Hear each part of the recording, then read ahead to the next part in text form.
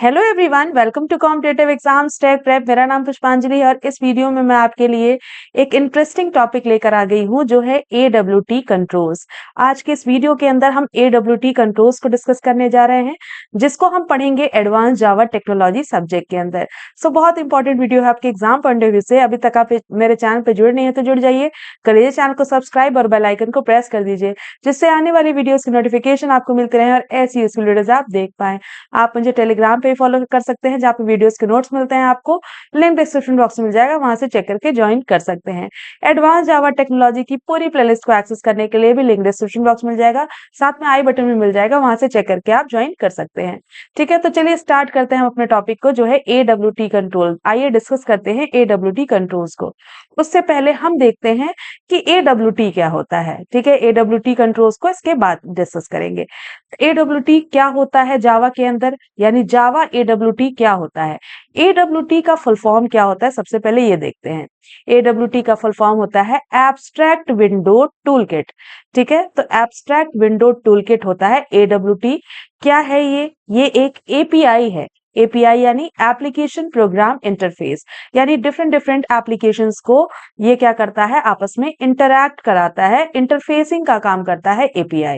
API का काम होता है कोई भी डेटा एक्सचेंज करना है या कम्युनिकेट कराना है एक एप्लीकेशन को दूसरे एप्लीकेशन से, तो API को यूज किया जाता है। तो AWT इसी तरह का एक API है जो हम यूज करते हैं टू क्रिएट GUI, यानी ग्राफिकल यूजर इंटरफेस क्रिएट करने के लिए इस API को हम इस्तेमाल करते हैं। किस API को? AWT API को। ठीक है, GUI क्रिएट करता है, यानी ये क्या करेगा, ग्राफिकल यूजर इंटरफेस आपका क्रिएट करेगा, यानी आपका जो विंडो होता है जिससे आप इंटरैक्ट करते हो, जिससे यूजर इंटरैक्ट करता है, वो आपका क्रिएट करता है ये API, यानी AWT API। क्लियर है? या फिर विंडोज बेस्ड जावा प्रोग्राम्स को भी ये क्रिएट करता है। ठीक है, AWT को हम कहते हैं ये हैवी वेट होता है, यानी ये जो आपका API है ये हैवी वेट होता है। हैवी वेट क्यों कहते हैं? क्योंकि इसमें जो हमारे कंपोनेंट्स प्रेजेंट होते हैं, जिसके थ्रू हम अपना UI डिजाइन करते हैं, यूजर इंटरफेस डिजाइन करते हैं, वो सारे कंपोनेंट्स जो है वो आपके ऑपरेटिंग सिस्टम पे ज्यादा रिसोर्सेस को कंज्यूम करते हैं। ठीक है, इसलिए हमारे ये कहलाते हैं हैवी वेट। ठीक है, AWT कैसा होता है? हैवी वेट होता है बिकॉज ऑफ कंपोनेंट्स जो है ये आपके रिसोर्सेस को कंज्यूम करते हैं, दैट्स व्हाई ये हैवी वेट होता है। ठीक है, जो जावा AWT है, अगर आपको इससे कंपोनेंट्स बनाने हैं, यूजर इंटरफेस डिजाइन करना है, तो ये आपको किस पैकेज में मिलेगा? java.awt पैकेज में ये आपको मिलता है। ठीक है, किस पैकेज में मिलता है? java.awt पैकेज में मिलता है। इसमें आपको वो सारी API की क्लासेस मिल जाएंगी, जैसे आपके जो जो कंपोनेंट्स होंगे उनके से रिलेटेड आपकी सारी क्लासेस यहाँ पे आपको अवेलेबल होती हैं इस वाले आपके पैकेज के अंदर, यानी java.awt पैकेज के अंदर आपको टेक्स्ट फील्ड से रिलेटेड, यानी टेक्स्ट फील्ड क्या है? एक कंपोनेंट है जो UI डिजाइन में काम आएगा। तो ये क्या है? AWT का कंपोनेंट है। टेक्स्ट फील्ड या फिर लेबल हुआ, या फिर टेक्स्ट एरिया हुआ, रेडियो बटन्स हुए, चेक बॉक्सेस हुए, चॉइस हुआ, लिस्ट हुआ, ये सारे कंपोनेंट्स की क्लासेस जो हैं वो आपको java.awt पैकेज में मिल जाती हैं। ठीक है, हम बात करते हैं मेन टॉपिक की, यानी AWT कंट्रोल्स की। AWT कंट्रोल्स क्या होते हैं? Controls are basically components. ठीक है, कंट्रोल्स किसको कहेंगे हम? कंपोनेंट्स को, जो हमारे AWT के अंदर जितने भी कंपोनेंट्स होते हैं उन्हीं को हम बोलते हैं कंट्रोल्स। ठीक है, तो AWT कंट्रोल्स यानी AWT के जो कंपोनेंट्स होते हैं, जो जिसके थ्रू आप क्या करते हैं, एप्लीकेशन से डिफरेंट तरीके से यूजर इंटरैक्ट कर पाता है, वो आपके कहलाते हैं AWT कंट्रोल। क्लियर है? AWT कंट्रोल आपके वो कंपोनेंट्स हैं जिससे यूजर क्या कर रहा है, इंटरैक्ट कर रहा है अपने एप्लीकेशन से या आपके एप्लीकेशन से डिफरेंट डिफरेंट तरीके से। ठीक है, अब कौन कौन से ऐसे कंट्रोल्स होते हैं, यानी ऐसे कौन कौन से कंपोनेंट्स हैं जो AWT सपोर्ट करता है? AWT आपका बहुत सारे कंपोनेंट्स को सपोर्ट करता है। फॉर एग्जाम्पल, जैसे आपका सबसे पहला कंपोनेंट आता है लेबल।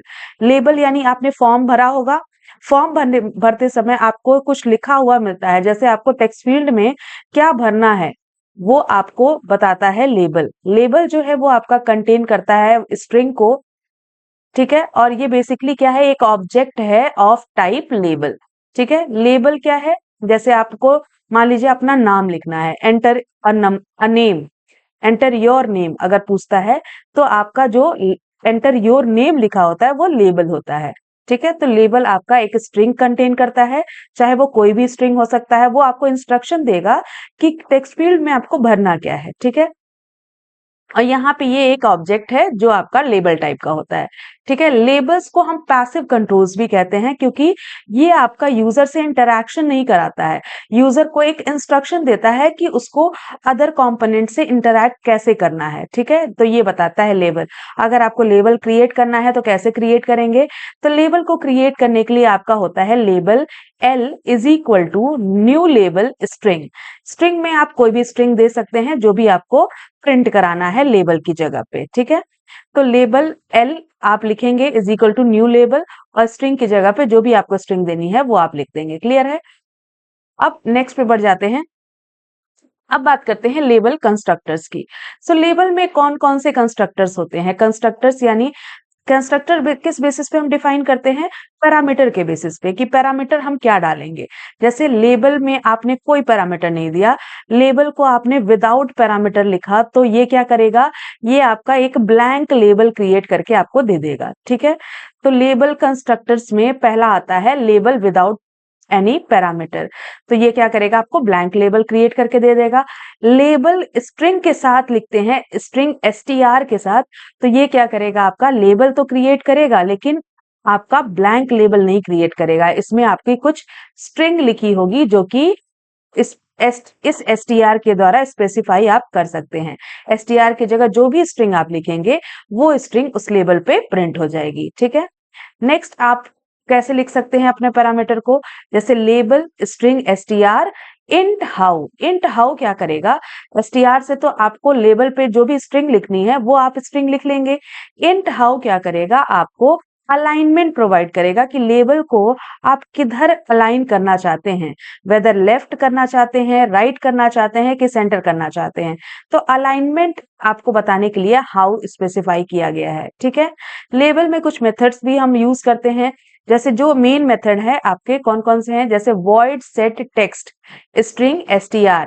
तो ये जो मेथड है आपका, ये क्या करेगा, आपका जो भी टेक्स्ट है उसको सेट करेगा लेबल पे, यानी जो भी आप लिखना चाहते हैं टेक्स्ट, वो आपका लेबल पे सेट करने का काम करेगा ये मेथड। ठीक है, set text method. Set text method जो है आपका यूज किया जाता है लेबल पे आपको कोई भी टेक्स्ट चेंज करना है या टेक्स्ट सेट करना है तो। ठीक है, स्ट्रिंग गेट टेक्स्ट क्या करता है, ये आपका यूज किया जाता है करंट जो भी लेबल है उसका, अगर आप कोई टेक्स्ट है लिखा हुआ है उस पे, उसको आप अगर रिट्रीव करना चाहते हैं तो गेट टेक्स्ट मेथड के थ्रू आप उसे गेट कर सकते हैं। ठीक है, नेक्स्ट हम बात करें तो नेक्स्ट है हमारा AWT बटन कंट्रोल।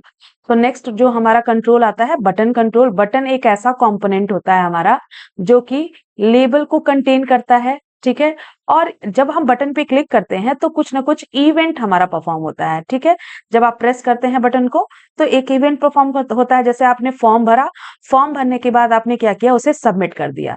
ठीक है, जो फॉर्म था उस फॉर्म को आपने भरा और आपने लास्ट में सबमिट बटन पे जब क्लिक किया तो वो सबमिट हो जाता है। तो सबमिट क्या हुआ, आपका फॉर्म हुआ। तो फॉर्म जब सबमिट हुआ तो एक इवेंट अकर हुआ। ठीक है, तो जब भी हम बटन को क्या करते हैं, जब बटन को हम प्रेस करते हैं तो एक इवेंट जनरेट होता है। क्लियर है। अब बटन को क्रिएट कैसे करेंगे, तो बटन को क्रिएट करने के लिए आपको सिंटेक्स लिखना है, button b is equal to new button string label. अब स्ट्रिंग लेबल में जो आप टेक्स्ट लिखेंगे वो बटन पे प्रिंट हो जाएगा। ठीक है, जैसे आपने स्ट्रिंग लेबल की जगह आपने सबमिट लिख दिया तो सबमिट बटन आ जाएगा। ठीक है, आपने ओके लिख दिया तो ओके बटन आ जाएगा, कैंसिल लिख दिया कैंसिल बटन आ जाएगा। कंस्ट्रक्टर कौन कौन से होते हैं इसमें, तो बटन कंस्ट्रक्टर होता है, button without without any parameter. तो सिर्फ अगर आपने पैरेंथेसिस लगा दिया तो ये क्या होगा, आपका बटन विदाउट एनी पैरामीटर, तो ये एम्प्टी बटन आपको क्रिएट करके दे देगा। अगर बटन के साथ आपने स्ट्रिंग लिख दिया है तो बटन पे आपका स्ट्रिंग जो है एज अ लेबल प्रिंट हो जाएगा। ठीक है, जैसे मैंने बताया आपने स्ट्रिंग की जगह सबमिट लिख दिया तो सबमिट बटन प्रिंट होके आपको मिल जाएगा। ठीक है, बटन पे। देन बटन के कुछ मेथड्स होते हैं, कौन कौन से मेथड होते हैं, जैसे void set label. Set label क्या करेगा आपका, ये आपके लेबल को सेट करेगा, ठीक है। बटन पे लेबल को सेट करने के लिए सेट लेबल को कॉल कर सकते हैं आप, सेट लेबल मेथड को। Then string get label. Get label से आप क्या करेंगे, जो भी स्ट्रिंग आपने अपने बटन पे लिखी हुई है अगर उसको रिट्रीव करना चाहते हैं तो गेट लेबल मेथड को आप कॉल कर सकते हैं, ठीक है। नेक्स्ट हम बात करें कैनवा कंट्रोल की। कैनवा क्या करता है, कैनवा आपका एक ब्लैंक विंडो जनरेट कर देता है आपके लिए, जिसपे आप कुछ भी ड्रॉ कर सकते हैं अपने एप्लीकेशन के अंदर, ठीक है। तो अपने एप्लीकेशन के अंदर कुछ ड्रॉ करना चाहते हैं तो कैनवा को आप यूज कर सकते हैं।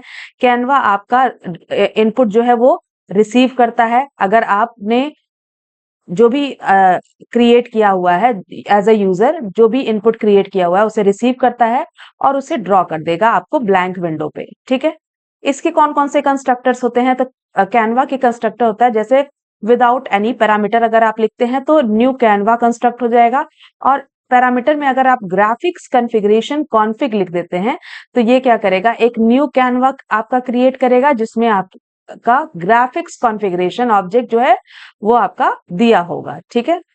कैनवा का मेथड जो आपका मेन होता है वो होता है ऐड नोटिफाई। ऐड नोटिफाई क्या करेगा, ये आपका क्रिएट करेगा पेयर ऑफ कैनवा, ठीक है। नेक्स्ट हम बात करें AWT चेकबॉक्स कंट्रोल की। चेकबॉक्स क्या करेगा आपका, इसके अंदर आपका एक लिटिल बॉक्स क्रिएट हो जाएगा, ठीक है, जिसमें आप जिसको आप चेक कर सकते हैं या अनचेक रहने दे सकते हैं। तो चेक करिए या फिर मत करिए, आपका वो चेकबॉक्स आ जाता है। तो जैसे हमने मान लीजिए लैंग्वेज सेलेक्ट करनी है, तो आपको अगर मल्टीपल वैल्यूज अगर सेलेक्ट करनी है, जैसे लैंग्वेज में आपको इंग्लिश भी आ सकती है, हिंदी भी आ सकती है, कोई रीजनल लैंग्वेज भी आ सकती है, तो आप उसके लिए चेकबॉक्स को यूज कर सकते हैं। तो चेकबॉक्स जो है वो आपका डिस्क्राइब करता है कि कौन सा ऑप्शन आपको बॉक्स में आपको सेलेक्ट करना है। तो जो भी आपको बॉक्स में सेलेक्ट करना है वो आप सेलेक्ट कर सकते हैं। चेकबॉक्स को क्रिएट करने के लिए आप क्या करेंगे, checkbox CB is equal to new checkbox label. अब लेबल पे जो भी लिखेंगे वो आपका चेकबॉक्स का ऑप्शन बन के आ जाएगा, ठीक है। CB आपका यहाँ पे वेरिएबल है जो आपका चेंज कर सकते हैं, ठीक है। ऑब्जेक्ट बनाने के लिए आपने यूज किया हुआ है CB को, तो ये आप अपने अकॉर्डिंग लिख सकते हैं, ठीक है। तो checkbox CB is equal to new checkbox label आपने लिख लिया, तो ये आपका क्या करेगा, एक चेकबॉक्स क्रिएट कर देगा, ठीक है। इसके कौन कौन से कंस्ट्रक्टर इंपॉर्टेंट हैं, तो इसके कंस्ट्रक्टर में आता है विदाउट पैरामीटर अगर लिखते हैं तो ये आपका ब्लैंक आपका चेकबॉक्स क्रिएट कर देगा, जिसका लेबल जो है इनिशियली क्या होगा, ब्लैंक होगा, ठीक है। चेकबॉक्स में अगर कोई स्ट्रिंग डाल देते हैं तो वो एज अ लेबल आपका प्रिंट होके चेकबॉक्स पे आ जाएगा, ठीक है। तो इस टाइम पे अगर चेकबॉक्स की स्टेट देखें तो वो अनचेक रहेगा, आपको बाद में जब आप उसको रन कराएंगे तो वो आप चेक कर सकते हैं, ठीक है। आपका इनिशियली वो अनचेक आएगा। नेक्स्ट हम बात करें तो AWT लिस्ट कंट्रोल आता है। लिस्ट कंट्रोल क्या करेगा, ये जो कंपोनेंट है ये आपका ग्रुप ऑफ आइटम्स को डिस्प्ले कराएगा, ठीक है। यानी आपका एक लिस्ट बन के आता है। लिस्ट जैसे आपने लिस्ट में कई सारे मल्टीपल वैल्यूज दी होंगी, आपको कोई एक सेलेक्ट कर सकते हैं इनिशियली, ठीक है। यानी लिस्ट में आपका क्या आ जाता है, ड्रॉप डाउन मेन्यू क्रिएट होके आ जाता है आइटम्स का, जिसमें आपका आइटम्स के ग्रुप डिस्प्ले होंगे और आपको क्या करना होगा, कोई एक सेलेक्ट करना होगा, सेलेक्ट ओनली वन आइटम। तो आप लिस्ट को यूज कर सकते हैं, ठीक है। लिस्ट को जब हम क्रिएट करेंगे तो कैसे करेंगे, list L is equal to new list int boolean, ठीक है, ऐसे लिखेंगे तो आपका एक लिस्ट क्रिएट हो जाएगी जिसमें आपकी जो भी आइटम्स है वो आप लिख सकते हैं। लिस्ट के कौन कौन से कंस्ट्रक्टर होते हैं, तो पहला आता है constructor list without any parameter. तो अगर लिस्ट कंट्रोल लिखते हैं, ये क्या करेगा, विदाउट पैरामीटर अगर लिखते हैं तो ये आपका लिस्ट क्रिएट कर देगा, जो कि सिर्फ एक आइटम को सेलेक्ट करने की आपको एक टाइम पे परमिशन देगा। यानी एट अ टाइम आप सिर्फ एक ही आइटम यहाँ पे सेलेक्ट कर सकते हैं, ठीक है। अगर लिस्ट इंट नम रो लिखते हैं तो इससे क्या होगा, नम रो वैल्यू जो है, नम रो की जो वैल्यू होगी वो क्या बताएगी, नंबर ऑफ एंट्रीज को, कि लिस्ट में कौन कौन कितने नंबर ऑफ एंट्रीज आपने करनी है, ठीक है। और ये आपकी जो भी एंट्रीज करेंगे वो विजिबल होगी हमेशा, ठीक है। लिस्ट इंट नम रोज बूलियन मल्टीपल सेलेक्ट। अगर आपने नॉर्मली लिस्ट लिखा तो एक टाइम पे एक ही वैल्यू सेलेक्ट कर सकते हैं। अगर आप चाहते हैं मल्टीपल वैल्यूज को सेलेक्ट करना तो ये वाला आप कंस्ट्रक्टर यूज कर सकते हैं, ठीक है। अगर आप मल्टीपल सेलेक्ट को ट्रू दिखाना चाहते हैं तो यूजर जो है एक से ज्यादा यहाँ पे आइटम्स को एट अ टाइम सेलेक्ट कर सकता है, ठीक है। अब नेक्स्ट बात करें तो मेथड्स की बात कर लेते हैं। लिस्ट के अंदर कौन कौन से मेथड्स होते हैं। पहला आता है void add string name। तो ये क्या करेगा, ये आपके लिस्ट के अंदर सिलेक्शन ऐड कर देगा, ठीक है। ऐड अगर आप यूज करते हैं ऐड मेथड को तो ये सिलेक्शन ऐड कर देगा। तो यहाँ पे आप कोई भी आइटम जो है वो सेलेक्ट कर सकते हैं, ठीक है, और लिस्ट में ऐड कर सकते हैं, ठीक है। ऐड मेथड क्या करेगा, लास्ट में लिस्ट के लास्ट में लिस्ट में जितने भी आपने आइटम्स लिख रखे हैं उसके लास्ट में आपका आइटम ऐड कर देगा। void add string name int index, ये क्या करेगा, इट ऑल्सो ऐड आइटम्स, ये भी क्या करेगा, लिस्ट में आइटम्स को ऐड करेगा। लेकिन ये कहाँ ऐड करेगा, ये आपके इंडेक्स पे ऐड करेगा, ठीक है। यानी जहां भी इंडेक्स को स्पेसिफाई आप करेंगे उस इंडेक्स पे आपका ये ऐड करेगा आइटम को, ठीक है। नेक्स्ट हम बात करें string gate select item. Get selected item, तो जो भी आइटम आपने करेंटली सेलेक्ट किया हुआ है वो आपका ये डिटरमाइन करता है, ये वाला मेथड, ठीक है। ये आपको वो वाला करेंटली सेलेक्टेड आइटम को आपको रिटर्न कर देगा, ठीक है, उसका नाम रिटर्न कर देगा। देन हम बात करें AWT स्क्रॉल बार कंट्रोल की। स्क्रॉल बार क्या करेगा, स्क्रॉल बार आपको स्क्रॉल बार जनरेट करके देगा और अगर बाय डिफॉल्ट ये कौन सा देगा, आपको वर्टिकल देगा। स्क्रॉल बार को क्रिएट करने के लिए आप लिखेंगे scroll bar SB is equal to new scroll bar. तो ये आपको अगर एम्प्टी पैरेंथेसिस लिखते हैं यानी कंस्ट्रक्टर आप एम्प्टी पैरेंथेसिस वाला यानी सॉरी एम्प्टी आपने पैरामीटर लिखा, कोई भी पैरामीटर आपने लिखा विदाउट पैरामीटर आपने लिख दिया तो ये वर्टिकल स्क्रॉल बार क्रिएट कर देगा। और अगर आप चाहते हैं कि पर्टिकुलर ओरिएंटेशन में आपको स्क्रॉल बार मिले या वर्टिकल या फिर हॉरिजेंटल तो आप स्टाइल ऐड जरूर करेंगे। तो कंस्ट्रक्टर आपको ये वाला लिखना पड़ेगा अगर आप ओरिएंटेशन को स्पेसिफाई करना चाहते हैं तो, ठीक है।